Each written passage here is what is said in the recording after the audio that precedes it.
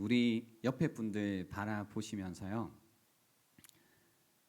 조금 텐션을 올리시고 환한 미소와 함께 이렇게 인사하겠습니다. 함께여서 감사합니다. 네, 함께여서 감사합니다. 여러분 혹시 그럴 때 있으신가요? 뭔가 처음 본 사람 혹은 처음 본 장면인데 어디선가 본 적이 있는 것 같은 느낌이 들 때가 있어요, 없어요? 있으시죠? 그때 우리가 외치는 말이 있습니다. 이거 뭐다라고 하시죠? 그죠? 데자뷰다라고 하십니다. 이거 어디서 본 것 같은데 데자뷰다라고 합니다. 근데 이거와 반대되는 현상이 있어요. 네, 데자뷰와 반대가 되는 게 있습니다. 그게 뭐냐면 과거에 분명히 내가 봤던 건데, 내가 경험했던 건데 처음 보는 것처럼 느끼거나 알게 되는, 잘 늘 왔던 곳인데, 그죠? 여기 교회도 늘 왔던 곳인데 갑자기 내가 여기 처음 온 것 같아라는 느낌이 들 때도 있으시죠, 그죠? 그걸 표현하는 말이 자매뷰라는 말이 있습니다. 자매뷰. 그래서 그 데자뷰랑 이제 반대되는 개념인데요. 이 자매뷰와 좀 비슷한 말이 있습니다. 그게 뭐냐면 뷰자대라는 말이 있습니다. 데자뷰를 조금 다르게 한 말이죠. 뷰자대라는 말이 있는데요. 이 뷰자대라는 말은 기존의 것을 이제 새로운 시각으로 보고 느끼고 어떤 주변의 관념이나 상식에 얽매이지 않고 내가 지금 보고 있는 대상에 접근하는 것을 이 뷰자대라고 합니다. 주로 경영학이나 미술 쪽에서 쓰인다고 합니다. 그래서 뷰자대, 무언가 늘 알던 것인데 혹은 내가 늘 경험하던 것인데 그것이 굉장히 새로운 것처럼 느껴지고 이전과 다른 방식으로 접근하게 되는 것을 뷰자대라고 하는 겁니다. 저는 이 우리의 어떤 신앙 그리고 믿음이라는 거에 있어서 뷰자대가 일어나기를 바라는 마음이 있습니다. 늘 내가 했던 신앙생활이고 늘 내가 굳게 지켜왔던 믿음이지만 또 하나님이지만 이 믿음이라는 것 그리고 이 신앙이라는 것이 이전과 전혀 다른 느낌으로 그리고 시각으로 여러분이 접근할 수 있는 그런 시기가 되면 좋겠다라는 마음으로 함께 사도행전을 살펴보려고 합니다. 그래서 이 사도행전을 통해서요, 그런 거 있잖아요. 진짜 예수님을 믿은 다음에 뭔가 이 거듭난 다음에 하나님을 만난 다음에 진짜로 변화된 사람들의 삶이 어떠했는가. 그래서 진짜를 보는 거죠. 오리지널을 보고 싶은 이런 마음에서 사도행전을 보려고 합니다. 오리지널, 형용사로 하면요, 어떤 것의 기원이나 원천, 그로부터 무엇인가 발생되고 진행되고 파생되는 것을 오리지널이라고 합니다. 그래서 오리지널, 진짜가 무엇인지를 우리가 볼 때에 우리 역시 오리지널, 진짜가 될 수 있겠다라는 생각입니다. 그래서 이번 사도행전을 통해서 일어나기 원하는 것이 여러분이 진짜가 무엇인지를 발견하시고 그리고 여러분 자신도 이 믿음에 있어서 진짜가 되시는 오리지널이 되시는 이런 시간이 되면 좋겠다라는 마음입니다. 이런 기대로 사도행전을 함께 보실까요? 좋으신가요? 네. 사도행전은 저희가 올해 초부터 계속해서 봐왔던 누가복음의 학원에 해당되는 책이라고 여기시면 됩니다. 저자가 동일합니다. 저자가 누구일까요? 맞습니다. 닥터 누가입니다. 이 닥터 누가가 누가복음도 저자이기도 하고 또 오늘 우리가 함께 보는 사도행전의 저자입니다. 이 사도행전을 적은 이유는 무엇이냐면요. 이 데오빌로라고 불리우는 사람에게 이 믿음, 이 신앙이라는 것이 막 이제 뭔가 내가 받아들이기도 했고 믿기도 했는데 이렇게 흔들리는 거죠. 우리처럼. 우리도 그러잖아요. 아, 나 예수님을 믿는데 어떠해요? 흔들리잖아요. 그리고 어떤 상황들 속에서 내가 믿고 있는 이것이 확실한 게 맞나? 어떻게 하면 좀 내가 이 신앙을 굳건하게 할까? 이런 고민이 이 데오빌로도 들었던 모양입니다. 그래서 그런 데오빌로를 위해 이 누가복음과 그리고 사도행전을 지금 닥터 누가가 적었다라는 겁니다. 이 신앙을 확고하게 해주기 위한 목적으로 이 누가복음과 사도행전을 적었습니다. 사도행전은 초기 교회, 이제 교회가 처음 세워졌을 때 첫 30년 동안의 역사가 기록되어져 있습니다. 그래서 예수님의 감람산 승천에서 시작해서요, 이 바울의 가택연금 이야기까지 이제 담겨져 있습니다. 이 뭐 저희가 앞으로 또 살펴보면서 이 이야기를 나누겠지만 한번 여러분 이제 사도행전을 쭉 읽어 보시면 좋을 것 같아요. 1장부터 쭉 읽어 보시면 좋을 것 같은데 이 사도행전의 특징이 뭐냐면 하나님의 섭리가 잘 담겨져 있습니다. 그래서 하나님께서 아주 특별한 방식으로 하나님의 교회를 어떻게 보살피고 인도하시는지, 그리고 이 모든 어떤 이제 그 눈에 보이는 어떤 상황들은 굉장히 교회에게 불리해 보일 때도 있는데 불리해 보이는 이 상황까지도 하나님께서 어떻게 교회에게 유익이 되게 흘러가게 하시는지, 이야기를 적어 가시는지, 이 하나님의 섭리라는 것을 여러분이 이번 사도행전을 보시면서 발견하실 수 있으면 좋겠다라는 마음입니다. 이제 우리가 오리지널을 한번 이야기를 해봐야 되는데요. 1장 1절부터 3절을 한번 보겠습니다. 데오빌로여, 내가 먼저 쓴 글에는 무릇 예수께서 행하시며 가르치시기를 시작하신부터 그가 택하신 사도들에게 성령으로 명하시고 승천하신 날까지의 일을 기록하였노라. 그가 고난 받으신 후에 또한 그들에게 확실한 많은 증거로 친히 살아계심을 나타내사 40일 동안 그들에게 보이시며 하나님 나라의 일을 말씀하시니라라고 담겨져 있습니다. 그래서 이 오리지널 이게 뭘까라고 할 때 1절에 보시면 무릇 예수께서 행하시며 가르치시기를 시작하심부터라고 해서 이 신앙의 오리지널은 여기에서부터 오죠. 예수님께서 행하시고 그리고 가르치신 것에서부터 시작된 것이 바로 오리지널이라는 겁니다. 그래서 기독교의 본질은 예수님께서 시작하신 일입니다. 그래서 예수님께서 하시고 예수님께서 가르치신 일이라는 거죠. 그래서 중요한 것은, 신앙에 있어서 중요한 거는요, 예수님께서 시작하셨다라는 겁니다. 이게 왜 중요하냐면 이제 우리가 신앙생활을 하다 보면 어떤 문제에 부딪히게 되냐면 내가 하는 일이다라는 생각이 들 때가 있어요. 그죠? 어떤 신앙생활을 하는 것도, 그리고 신앙적으로 내가 살아가는 것도, 그리고 이 신앙의 내용을 담고 있을 때도 왠지 모르게 내가 하는 일이다라는 생각이 들 때가 있어요. 내가 하는 일이다라는 생각을 하면 어느 쪽으로 가게 되어 있냐면 내가 뭔가 착해져야 되고 내가 뭔가 도덕적으로 되어야 된다라는 생각을 하게 됩니다. 그래서 내가 뭔가 착하지 못하면 내가 가짜인 것 같고, 내가 착하지 못하면 뭔가 제대로 되고 있지 않다라는 생각을 하게 되는 겁니다. 근데 이 신앙에 있어서 중요한 건 뭐냐면요, 내가 하는 게 아니라 누가 하는 거예요? 주님께서, 예수 그리스도께서 하신 일이 중요하다는 겁니다. 언제나 그게 가장 중요한 일이다라는 겁니다.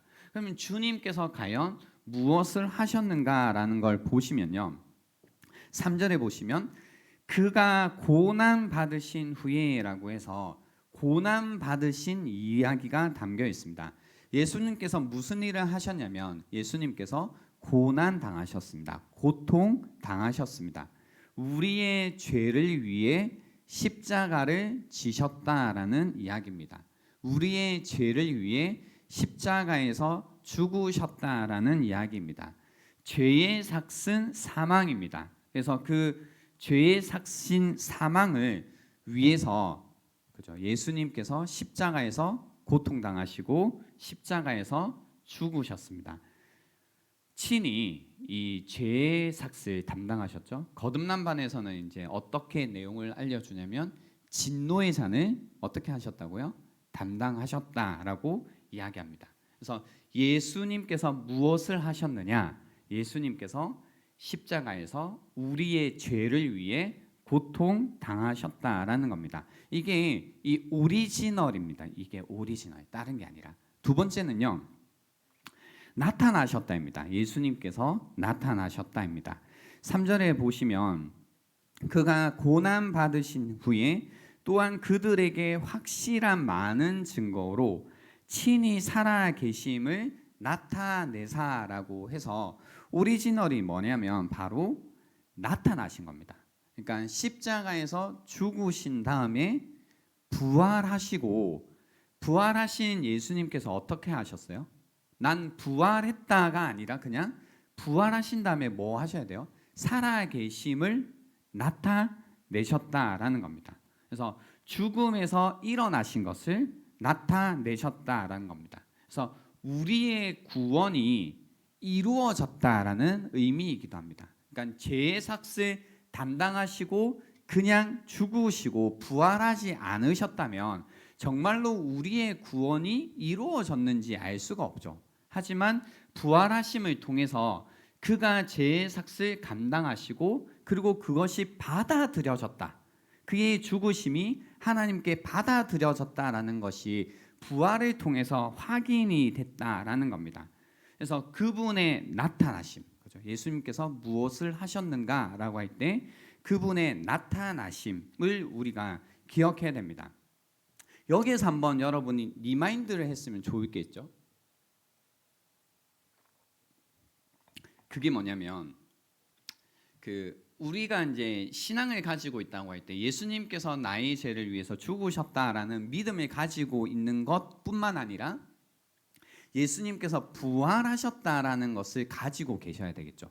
그래서 부활주일에 제가 나눠드렸던 메시지가 뭐냐면 예수님께서 정말로 어떻게 해요? 살아계시다로 우리가 믿고 사는 거죠. 그죠?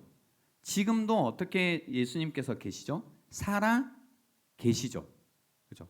살아 계신 주님과 우리는 뭐 하고 있어야 되죠? 교제하고 있어야 된다라는 말씀을 드렸습니다. 그래서 부활하신 예수님을 믿는다라는 것은 살아계신 예수님과 살아있는 교제를 우리가 맺고 있다라는 겁니다. 이게 굉장히 중요한 내용이죠.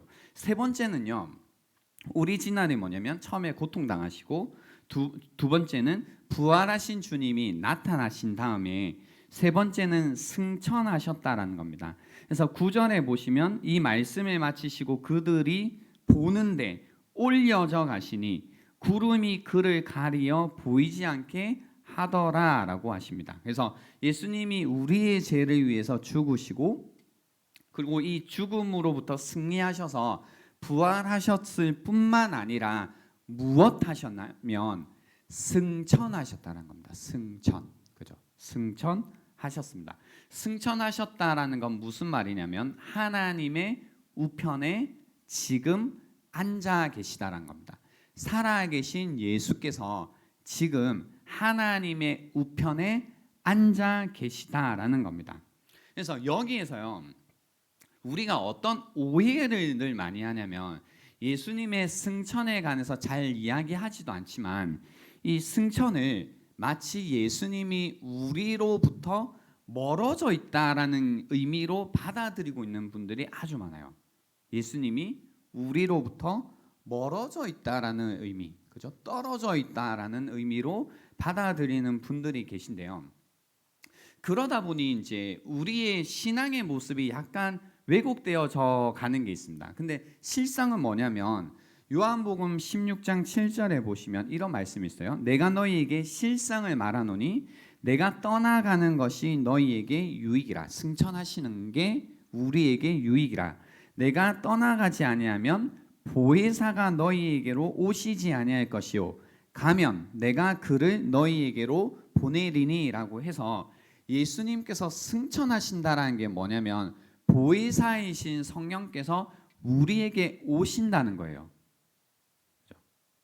승천은 뭐냐면 곧 보혜사이신 성령께서 우리에게 오신다라는 겁니다. 근데 이 성령께서 우리에게 오신다라는 게 뭐냐면 이 요한복음 16장 이어서 13절에 보시면요.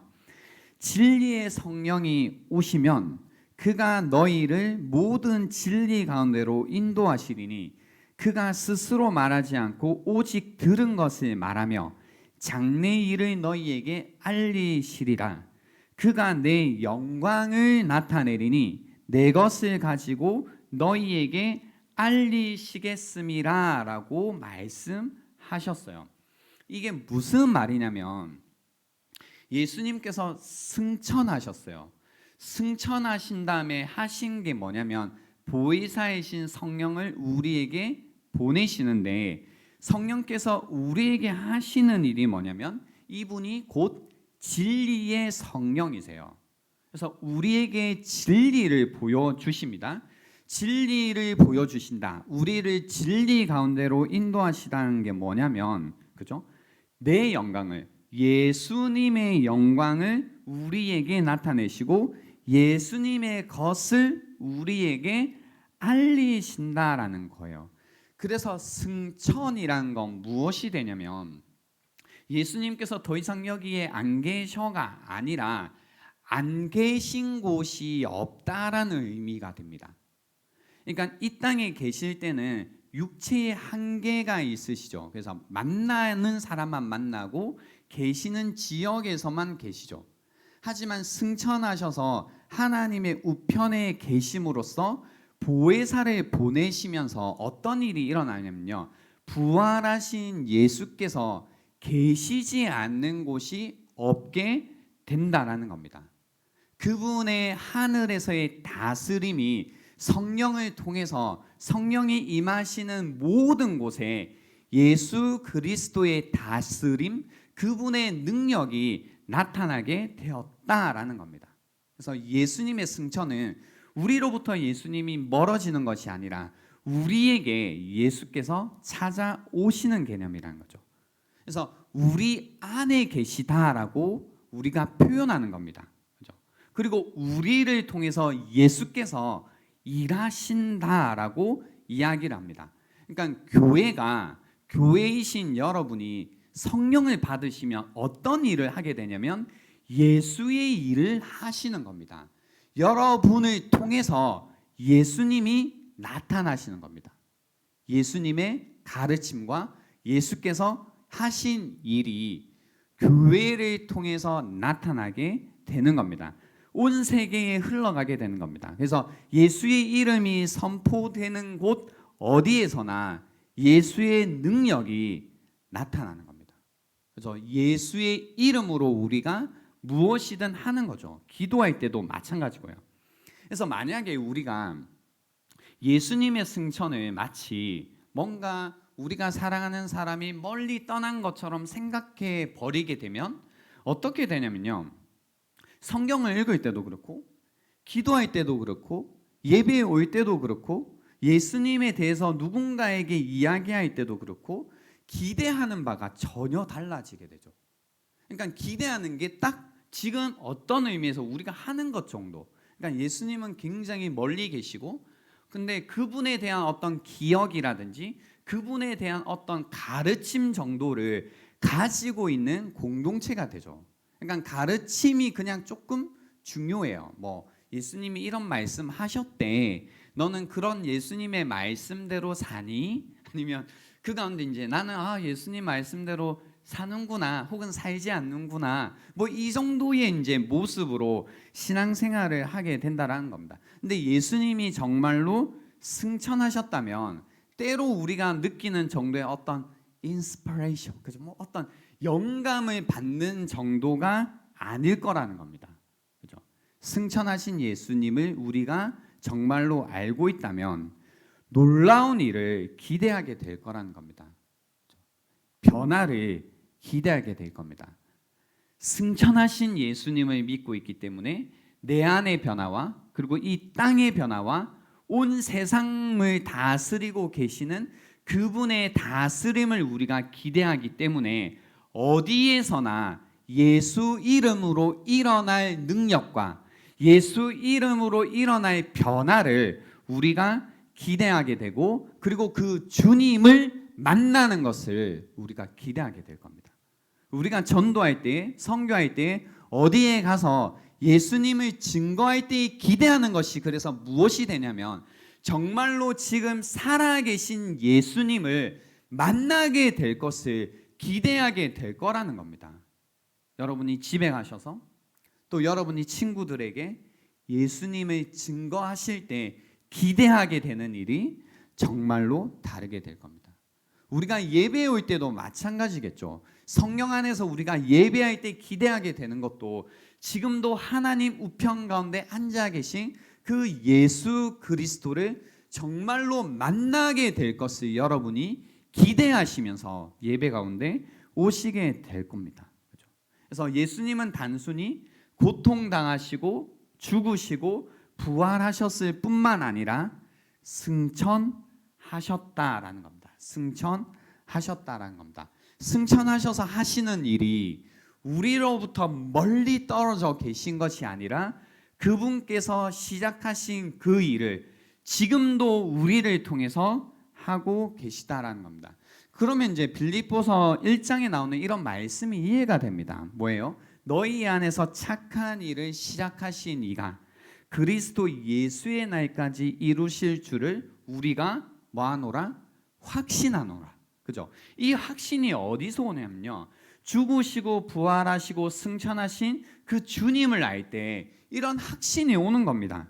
우리 안에서 착한 일을 시작하신 예수 그리스도께서 그분의 날까지 이 일을 반드시 이루실 거라는 걸 뭐 한다고요?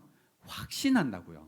우리랑 너무나 다르죠. 우리는 될까 말까 안 되면 어떡하나 안 되는 게 아닐까 정말로 그럴까 뭐 이런 마음들이 우리 안에 막 이제 생기는 거죠. 의심도 생기고 어떤 불안도 생기고 하게 되는 겁니다. 그래서 여러분 안에 이 믿음이 있는지를 생각해 보셔야 합니다. 정말로 승천하신 주님을 나는 알고 있는가?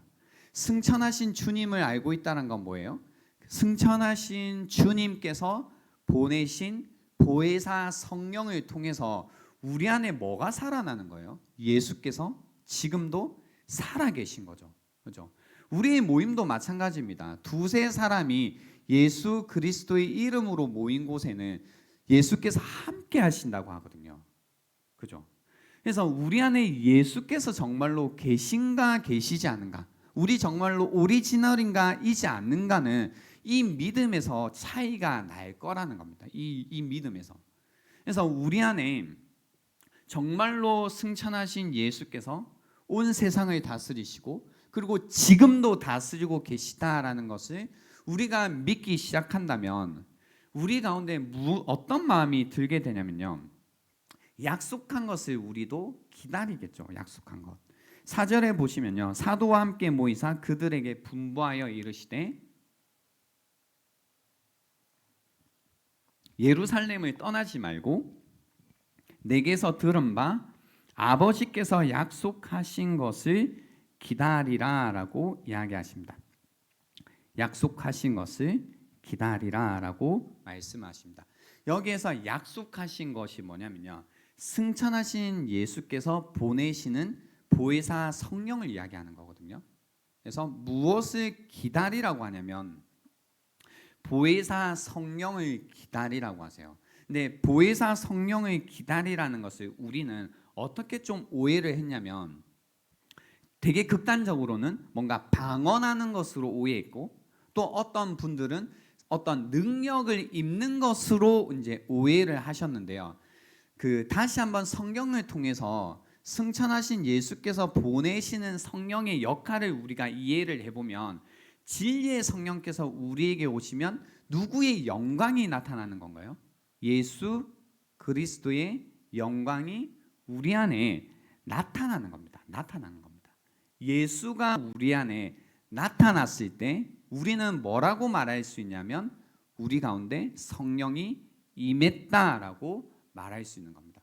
그래서 여러분에게 이번에 사도행전을 통해서 기대하는 게 이거죠. 다른 게 아니라요. 뭐 이제 방언을 막 하고 막 그런 게 아니라 여러분의 삶 속에 다시 살아계신 예수께서 어떻게 되는 거예요? 살아나시는 거예요. 부활하신 예수께서 여러분 삶 가운데 다시 나타나시는 겁니다. 그래서 8절에 보면 이렇게 이야기하십니다. 오직 성령이 너희에게 임하시면 너희가 권능을 받고 예루살렘과 온 유대와 사마리아와 땅끝까지 이르러 내 증인이 되리라라고 말씀하십니다. 그죠?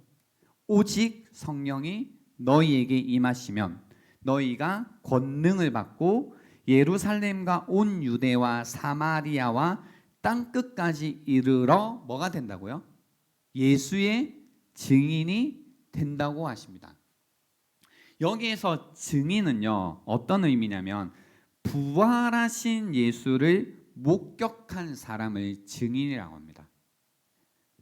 다시 한번 말씀드릴게요. 부활하신 예수를 목격한 사람을 증인이라고 합니다. 그래서 우리가 예수의 증인이 된다는 건 뭐냐면 성령이 우리에게 임하셔서 우리가 권능을 받고 예루살렘과 온 유대와 사마리아와 땅끝까지 이르러 뭐가 되는 거냐면 부활하신 예수님을 목격한 사람이 되는 거예요. 그죠? 그래서 성령께서 우리 가운데 임하셔서 우리 안에 일어나야 되는 일이 무엇이냐면 갑자기 용감해지고 뭐 이런 게 아니라 부활하신 예수님을 여러분이 만나셔야 되는 거예요. 다른 게 아닙니다. 바로 이게 오리지널입니다. 우리가 진짜가 되었다라는 건 뭐냐면 부활하신 예수님을 내가 만났다는 겁니다. 부활하신 예수께서 나와 함께 하신다는 겁니다.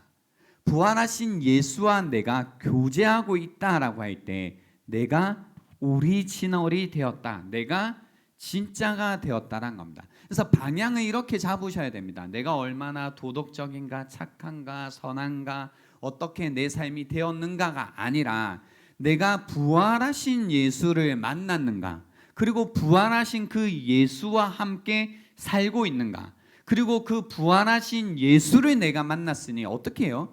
그분을 내가 증거하고 살아가고 있는가를 통해서 내가 오리지널인지 아닌지를 알게 된다는 겁니다. 그래서 뷰자대가 여러분 안에 일어나야 됩니다.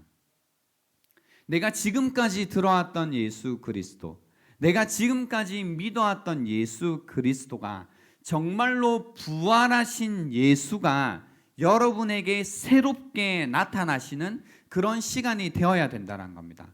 여러분, 왜 이 시기에 이 예수님을 만나야 될까요?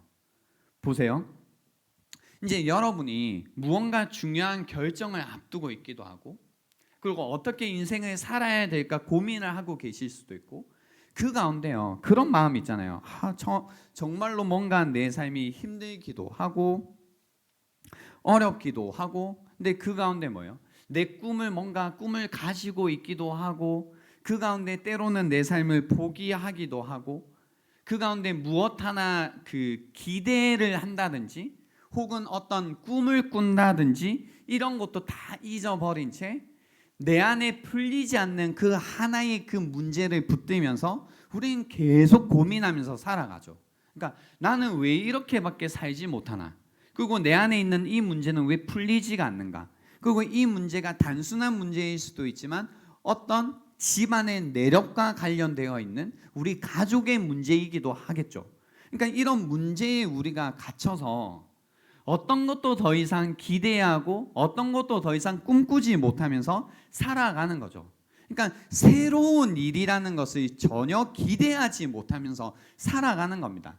그러니까 세상이 말하는 대로 내가 열심히 살아가지만 내가 지금까지 살아왔던 방식으로, 그리고 심지어는 신앙의 모양으로 내가 지내지만 그 답답함 있잖아요. 이 뭔가 모르게 어떤 선택을 해도 잘못된 선택인 것 같고, 어떤 걸 내가 이룬다고 해도 만족되지 않은 것 같은 이 마음이 우리 안에 있다라는 겁니다. 여러분, 애매하다고 해야 될까요? 이 마음이 여러분에게도 있으신가요? 선택을 해야 되는데 A를 선택하고 B를 선택하고 C를 선택하고 D를 선택을 하려고 할 때 사실 어떤 걸 선택해도 마음에 안 드는 거예요. 그래서 다 마음에 안 드는데 그나마 그 안에서 좀 좋다고 느껴지는 것을 선택해 보는 거죠.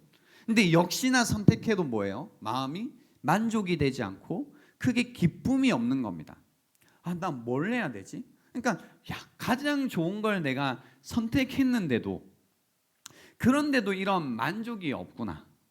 난 도대체 무엇을 기대하면서 살아야 될까라는 어떤 상황에 있을 수도 있고요. 때로는 어떤 걸 해도 안 될 때가 있어요. 그죠? 어떤 걸 선택을 하려고 해도 미끄러지고 실패하고 좌절하고, 그래서 그런 기대감이 전혀 없어지는 거죠. 앞으로 나의 삶이 이렇게 무언가 그려지겠다, 무언가 이루어지겠다, 무언가 성취하겠다, 그래서 무언가 만족하게 되겠다, 성공에서 오는 만족이라는 게 있잖아요. 근데 그러한 삶이라는 것을 전혀 꿈꾸지 못하면서 지내게 되는 겁니다. 그러니까 이게 우리의 사실은 삶의 문제인 거죠. 현실의 문제이고요. 그러니까 현실의 문제라고 할 때 아직도 우리가 뭔가 돈 얘기를 할 때 현실의 문제고, 뭔가 먹고 사는 문제를 이야기할 때만 이걸 현실의 문제라고 여길 때 너무 사람을 모르는 얘기인 거죠. 돈 문제 혹은 먹고 사는 문제 이상의 문제가 우리에게 있다는 겁니다. 인간들에게 있다라는 겁니다. 그러니까 나 아직까지 먹고 사는 문제가 해결되지 않아서 그 문제가 해결되면 한번 믿어볼게요, 아니면 고민해 볼게요 하지만, 여러분, 지금 먹고 사는 문제가 해결이 안 돼도, 혹은 그 문제가 해결이 되어도 우리는 먹고 사는 문제로 절대로 만족할 수 없는 존재라는 겁니다. 존재란 거죠. 그럼 이제 고민을 해봐야 돼요. 무슨 고민이냐면, 무언가 본질적으로 달라지지 않는 한 어떤 선택을 해도, 어떤 일이 내 삶 가운데 일어나도 내가 만족할 수 없겠구나, 해결되지 않겠구나, 이 인생이라는 것이 끝나지 않겠구나라는 생각을 시작해 보셔야 된다는 겁니다. 그죠? 무엇을 해도 안 된다. 이게 삶을 저주하는 것도 아니고, 예수를 안 믿으면 여러분의 삶이 뭘 해도 다 망할 겁니다, 이렇게 저주를 하고 있는 게 아니라, 정말로 이제 여러분이 스스로 생각을 해보시라고요. 정말로 어떤 선택을 하면 나아지는 게 정말로 있나요? 그러니까 어떤 일이 일어나면 정말로 삶이 진짜 괜찮아지는 게 있나요?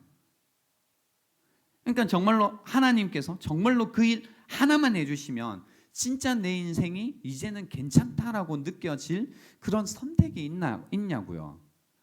근데 그렇게 느껴질 때가 있죠, 어떤 시기에는. 근데 그런 일들이 돼보면, 그러니까 취업의 문제 안고 있다가 취업이 됐는데도 여전히 답답함이 있는 거죠. 나 뭔가 결혼의 문제가 풀리지 않아서 그런가 보다. 근데 결혼의 문제가 풀려도, 결혼한 친구들, 이제 친구들 많으시잖아요. 결혼한 친구들 인생의 문제가 풀렸어요? 안 풀렸잖아요. 똑같다니까요. 그러니까 그런 걸로 되는 게 아니라는 거예요.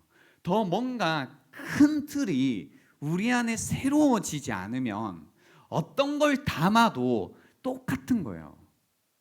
그 큰 변화가 무엇이어야 되냐면 바로 부활하신 예수를 만나는 일이라는 거예요. 부활하신 예수를 만날 때에 우리의 인생 가운데 무엇이 담겨도 새로워지는 일이 일어난다는 겁니다.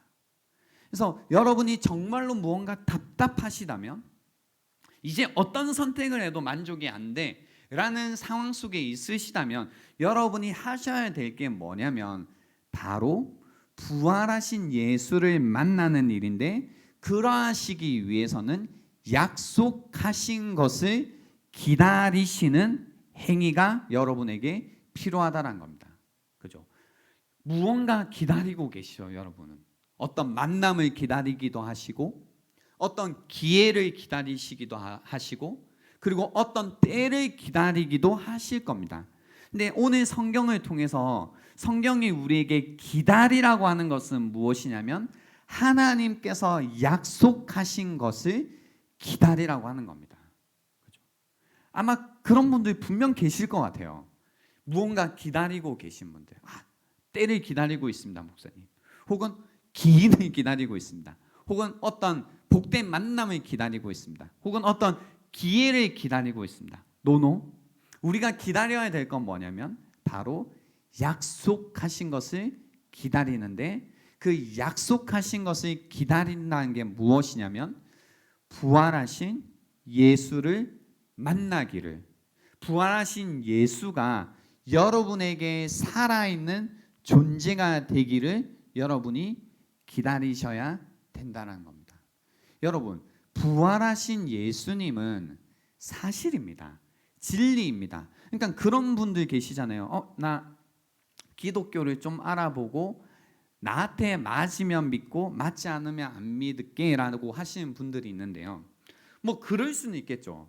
하지만 승천하신 예수님 그리고 승천하신 예수께서 성령을 보내시고 그리고 권능을 받아 예루살렘과 온 유대와 사마리아와 땅끝까지 이르러 내 증인이 되리라라는 말씀은 무엇이냐면 이것은 누군가에게 진리고 누군가에게는 안 진리라는 게 아니라 모든 사람에게 그리고 모든 열방 가운데 부활하신 예수께서 진리시다라는 이야기예요. 그래서 이 진리가 나의 진리가 되도록 여러분이 구하시고 기다리셔야 된다라는 겁니다. 진리가 분명히 있다라는 겁니다. 우리가 취해야 되는 태도는 무엇이냐면 그 진리가 나의 진리가 되도록 약속하신 것을 기다리셔야 된다는 겁니다.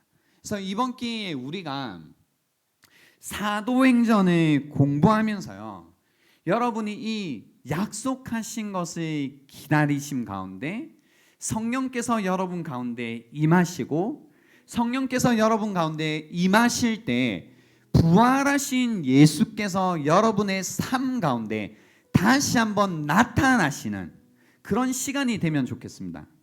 그 가운데 다시 한번 여러분 가운데 꿈이 생기시고 다시 한번 기대가 일어나시는 시간이 되면 좋겠습니다.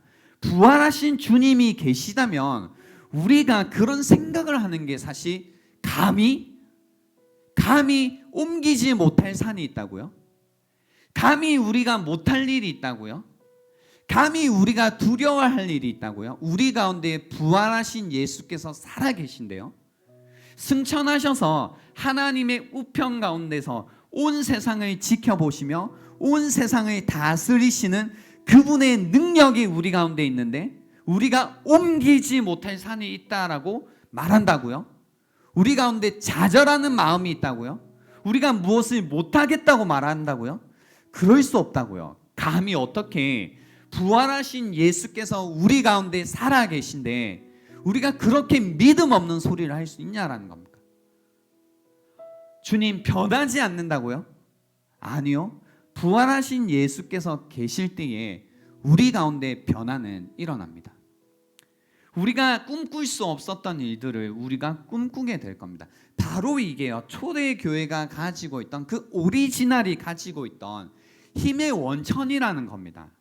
그 조그만했던 그 사람들이 아무 유명한 사람도 없었고요. 그때는 정치적인 힘도 어떤 문화적인 힘도 어떤 힘도 없었던 사람들이었어요. 그들이 가지고 있었던 건 무엇이었냐면 바로 이 부활하신 예수의 증인들이었다고요. 이 부활하신 예수의 증인이 되었을 때 이 공동체가 이 교회가 로마 제국을 뒤집었다고요. 오리지널이 될 때 온 세상을 다시 한번 뒤집는 일이 일어나게 될 거란 겁니다. 여러분, 뭔가 대단한 일에 대한 어떤 생각들, 우리가 그것을 정말로 하게 될까? 우리가 정말 그런 일이 일어날까에 대한 걱정이 아니라 우리가 해야 될 일은 오직 한 가지입니다. 약속한 것을 기다리는 겁니다. 성령을 기다리는 겁니다. 성령의 기다림 가운데 부활하신 예수께서 우리 가운데 살아나시고, 부활하신 예수께서 다시 한번 우리의 삶을 다스리시고, 부활하신 예수께서 다시 한번 이 교회의 머리가 되셔서 부활하신 예수께서 하라고 하는 대로 하는 교회, 그분의 하신 일이 이 교회를 통해서 다시 한번 드러나고 나타나고 이루어지기를 우리가 함께 기도하며 기대하자라는 겁니다.